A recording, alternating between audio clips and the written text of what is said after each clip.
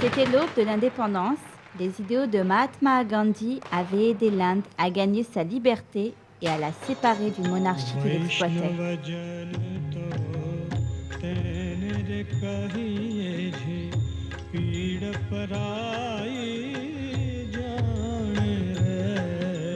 Gandhi accomplit ceci à l'aide des principes de non-violence et de mobilisation des masses. Il croyait dans la force colossale de la classe laborieuse unifiée contre la tyrannie d'une classe dirigeante qui ne se préoccupait pas d'elle. Fidèle à ses promesses, il aida l'Inde à obtenir le Swaraj, le droit de se gouverner soi-même pour le bien du pays et de ses habitants.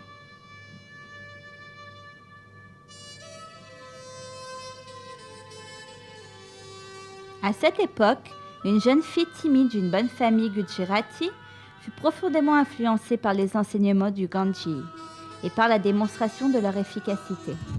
Née en 1933, elle avait été témoin de la dernière et de la plus intense phase de la lutte pour l'indépendance. Cette période laissa une marque indélébile sur cet esprit jeune et impressionnable. Ce fut le commencement d'une phase de prise de conscience sociale qui allait plus tard se transformer en un mouvement en faveur de la justice sociale et de l'émancipation des plus pauvres. Cette femme d'une volonté inébranlable n'était autre que Madame Allahabad. À cette époque, Ella était émerveillée par les histoires du combat pour la liberté. Toute sa famille, y compris ses grands-parents et ses oncles, étaient emprisonnés par les Britanniques en raison de leur participation à la lutte. Ella avait l'habitude de s'étonner de la force intérieure de ses tantes et d'autres femmes qui assumaient toutes les responsabilités en l'absence des hommes, sans se plaindre. Ella était impressionnée par l'engagement de sa famille pour son pays. Enfant, elle lut des livres sur les héros indiens et rêva de lutter pour l'indépendance de son pays.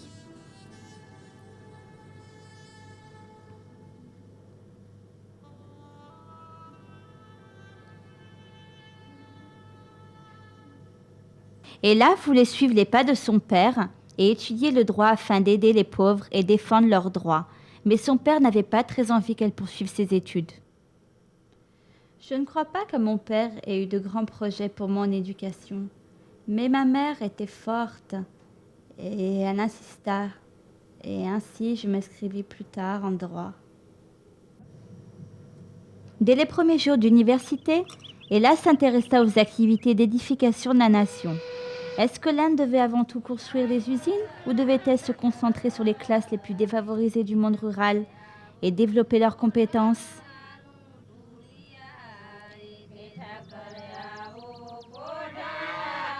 Gandhi croyait que le cœur de l'Inde gisait dans le monde rural.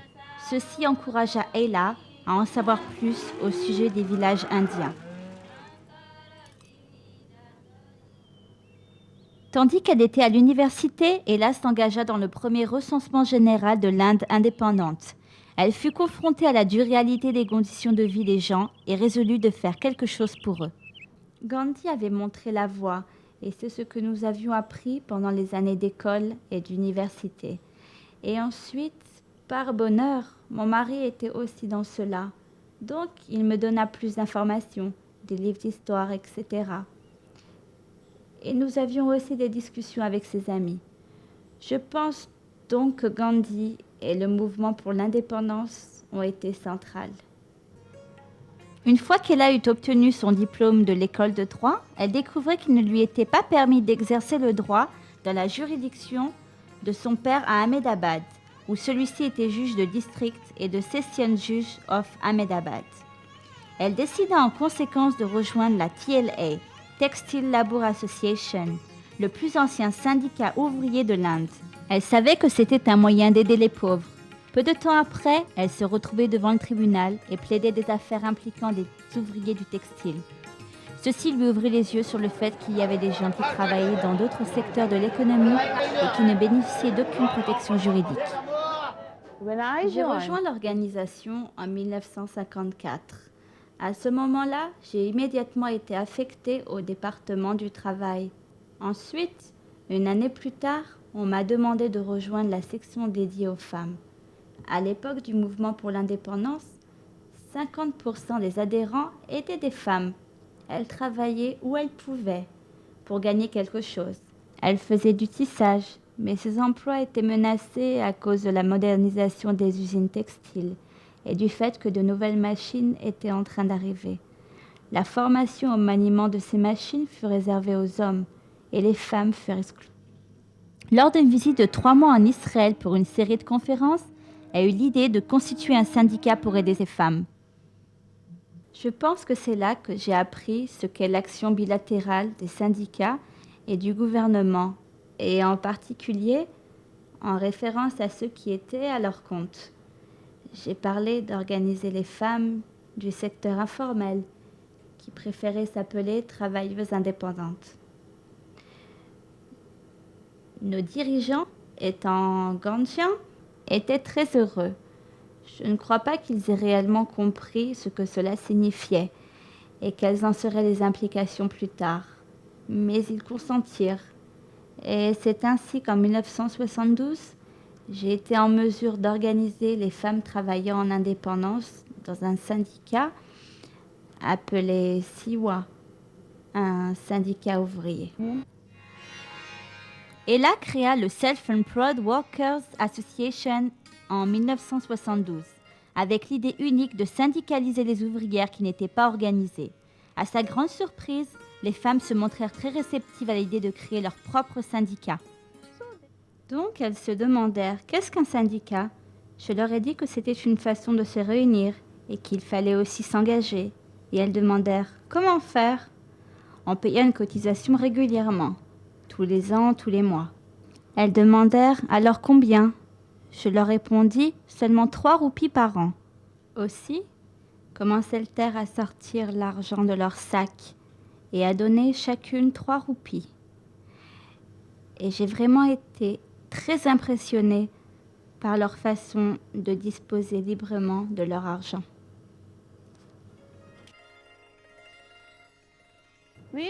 Nous allâmes donc nous faire enregistrer comme syndicat au centre d'enregistrement des syndicats. Et comme vous pouvez être un syndicat alors que vous n'avez pas de relation employé-employeur, et contre qui allez-vous protester et dans quel but? Nous répondîmes que oui. Il était en effet difficile d'indiquer exactement un employeur, mais qu'il y avait plutôt un grand nombre d'employeurs contre qui nous devions faire valoir nos droits, et que le but d'un syndicat n'est pas seulement de combattre, mais aussi de développer des liens de solidarité parmi les travailleurs. Le rôle de SIWA est celui d'un catalyseur permettant de rendre les femmes indépendantes. SIWA a une approche intégrée vis-à-vis du développement des sociétés. Il organise des programmes de formation dans le domaine de la santé, des soins à donner aux enfants, de la propreté, de l'hygiène, etc. Le but est d'intégrer ces femmes et indirectement leurs familles dans la société et de faire reconnaître leur rôle dans la société. 2/3 des membres du SIWA vivent dans le monde rural. Les activités du SIWA sont réparties dans 11 districts du Gujarat. Mais parce que le but du SIWA n'est pas seulement la croissance économique, il étudie les problèmes de chaque région et trouve les solutions, avant d'encourager les femmes dans des activités économiques. Dans certains districts qui n'ont pas d'eau potable, les femmes passent une partie de la journée à aller puiser de l'eau à des kilomètres, ce qui fait qu'elles n'ont plus le temps ensuite pour d'autres tâches. SIWA essaye d'abord de résoudre le problème de l'eau en construisant des barrages de contrôle et des réservoirs et encourage ensuite les femmes à travailler pour obtenir des avantages économiques. Des activités comme la garde d'enfants, la broderie, l'établissement de laiterie, la conservation des eaux ont été entreprises par SIWA dans le monde rural. SIWA fournit ainsi des matériaux bruts nécessaires et aide les artisans à adopter des dessins de style contemporain. Il les aide ensuite à commercialiser leurs produits sur les marchés locaux et internationaux.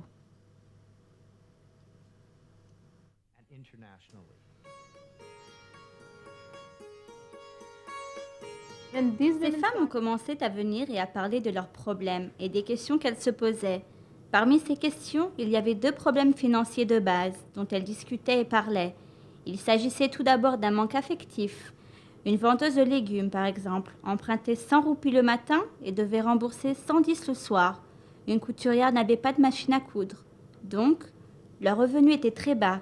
C'était là leur problème, et une grande partie de ce revenu allait aller au remboursement d'intérêts ou de prêts. Alors que les activités de Siwa prenaient de l'ampleur, ils ont eu besoin de créer des liens entre ces femmes et le secteur des banques publiques pour qu'elles puissent placer leur économie et obtenir des facilités de crédit. Mais bien que ces femmes étaient indépendantes économiquement, elles étaient illettrées et les procédures bancaires ne leur étaient pas familières. Il leur arrivait quelquefois de confondre les noms des banques et d'aller dans une autre banque que la leur. Elles avaient aussi l'impression qu'elles n'étaient pas traitées comme les autres clients et que le personnel leur faisait affront. Ces femmes discutèrent alors et décidèrent de créer leur propre banque. Une banque, elles seraient traitées avec respect et où leurs problèmes seraient compris. Aussi, en 6 mois, elles collectèrent un capital social de 100 000 roupies et prirent contact avec les autorités pour être enregistrées. Mais ce ne fut pas facile. Nous avons eu beaucoup de difficultés à faire enregistrer la banque, car ils nous demandaient comment une femme, qui ne pouvait pas signer son nom, serait capable de gérer son compte. Et notre réponse était que ces femmes, bien que ne sachant pas signer leur nom, étaient très actives sur le plan économique et avaient besoin de services bancaires, et que la raison pour laquelle on demande à quelqu'un de signer son nom est que l'on veut le reconnaître et qu'il y a d'autres moyens d'identifier une personne. Par exemple, en prenant ses empreintes digitales ou sa photo. Donc, nous sommes aujourd'hui encore appelés une banque d'empreintes de pouce. Le nom banque d'empreintes de pouce nous est resté. Un autre service financier dont elles avaient besoin est un système intégré d'assurance qui couvre la maladie, les frais médicaux, le décès, le veuvage, la perte de revenus et la maternité. Elle a compris l'importance de ce genre d'assurance lorsqu'en 1973, elle fut témoin d'un sanglant accident impliquant Kandou Rana, un tireur de charrette.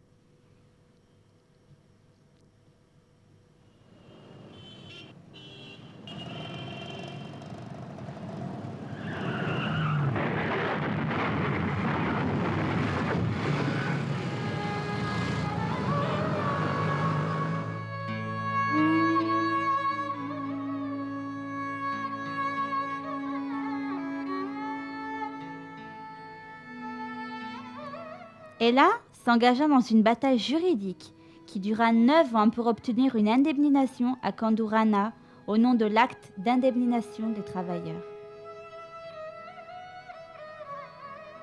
Inspiré par le travail d'Ella, Michel Walsh, un courtier en investissement américain, créa la Banque mondiale des femmes, Women's World Banking, pour aider les femmes à travers le monde à obtenir des prêts. En 1979, elle a été récompensée par le prestigieux prix Raymond Magsaysay pour sa promotion de l'initiative personnelle parmi les plus défavorisées. Elle fit don du prix en argent de $20 000 pour que soit créé un fonds de dépôt Maïla Seva qui étendrait son aide aux femmes qui, pour diverses raisons, ne pouvaient pas travailler pendant une courte période de temps. En 1981, la relation qu'elle a avec TLA rencontra de grandes difficultés. Les choses s'envenimèrent à cause d'un désaccord portant sur des questions sensibles. Ella fut forcée de se retirer, elle et son organisation Siwa. Ce fut la première fois qu'elle comprit vraiment ce qu'est la peur qu'inspirent les plus défavorisés. Je parlais très franchement et hardiment, et je n'ai clairement pas été très diplomate. Tout cela se sut, et soudainement je devins un héros au sein de la classe ouvrière, et fus honni au sein de la classe moyenne, si bien que des pierres furent jetées sur ma maison. Mais si c'était le prix à payer, j'y étais prête.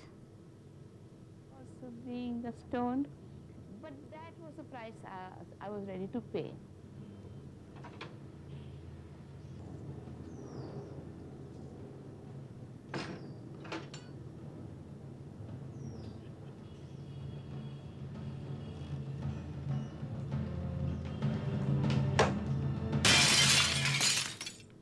Nous étions dans une situation critique. La première chose que l'on nous a dite fut de quitter les lieux. Et comme nous n'avions pas de bâtiment, comment pouvions-nous faire fonctionner la banque? Mais nous eûmes le soutien de nos employés et de nos adhérents qui nous dirent « Ne vous inquiétez pas, s'il le faut, nous ferons fonctionner notre banque sous un arbre. » Maintenant que Siwa n'était plus sous le parapluie de TLA, elle a compris qu'être un syndicat n'était pas suffisant. Elle créa des coopératives qui donneraient aux travailleurs le pouvoir de négocier. Ce fut le début d'un mouvement comprenant 70 coopératives, impliquant différents secteurs d'activité, allant des laiteries, des gardes d'enfants, des ateliers de couture, de l'artisanat à la fabrication de l'encens, des bidis et ainsi de suite.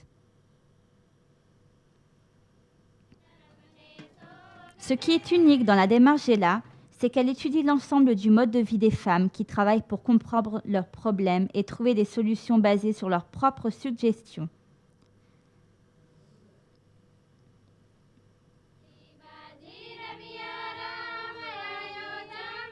La méthode de Siwa, consistant à s'attaquer aux problèmes de base, a porté ses fruits.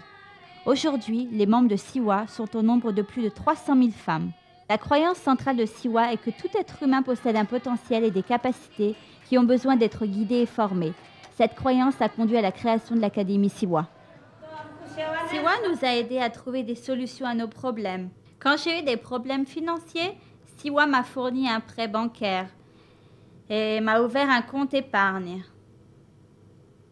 La banque nous a fourni une police d'assurance et nous avons bénéficié de frais médicaux gratuits. Siwa nous a prêté de l'argent pour les mariages et pour tout autre événement et nous aide encore maintenant. La croyance centrale de Siwa est que tout être humain possède un potentiel et des capacités qui ont seulement besoin d'être guidés et formés pour leur permettre de s'épanouir. Cette croyance a conduit à la création de l'Académie Siwa. Comprenant l'importance de la vidéo dans l'apprentissage, elle a invité Martha Stewart, qui vit à New York, à former les femmes de Siwa à communiquer en utilisant le support vidéo. La chose que j'aime le plus chez Ella est sa vision. Elle a 20 ans d'avance. La qualité qu'elle a, c'est qu'elle pense d'un côté à un niveau macroscopique, mais lorsque nous rencontrons le moindre problème, nous pouvons compter sur elle. Elle nous écoute et nous donne des conseils et nous guide. Siwa est aujourd'hui le plus grand syndicat ouvrier organisé du pays. Il y a plus de 320 000 membres. Au niveau de son implantation, il est présent dans 5 ou 6 États du pays. Il est aussi présent en Afrique du Sud. Siwa est connu ici comme le nom de Sévu. On trouve encore Siwa à Istanbul et aussi bientôt au Zimbabwe et au Yémen.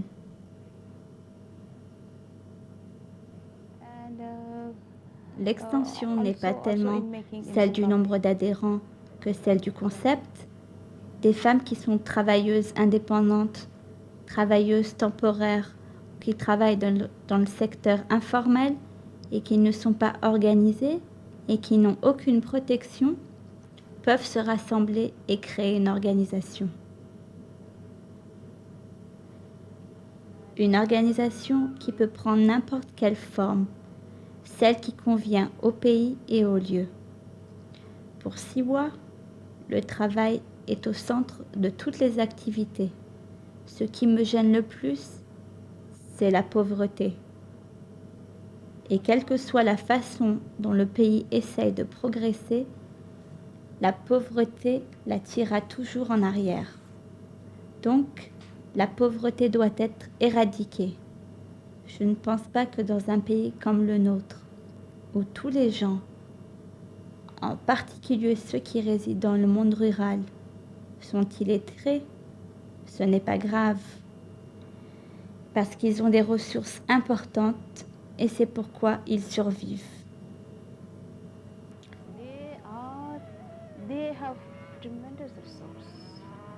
Ce facteur doit être reconnu et ils doivent se rassembler et on doit les conduire vers les technologies modernes, vers les marchés modernes, les outils modernes, les connaissances modernes.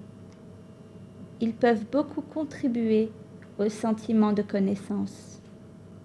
Alors ceci doit être l'agrandissement et le développement de nos qualités, donc personne ne pourra nous acheter. Après avoir dirigé le mouvement de masse Siwa pendant 25 ans, Ella a démissionné des responsabilités qu'elle exerçait au secrétariat général de Siwa, mais elle continue à servir le mouvement aujourd'hui encore.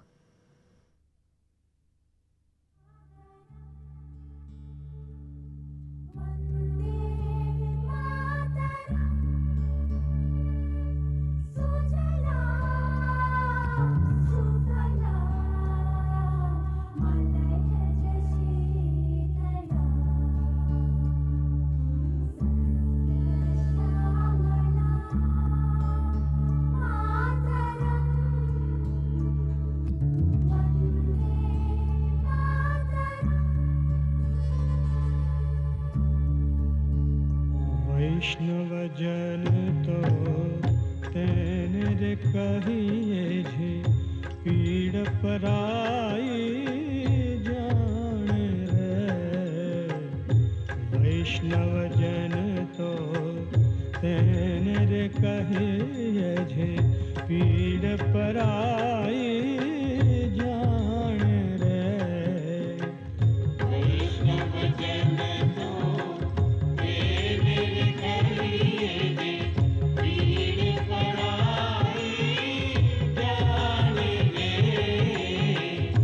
वैष्णव जन तो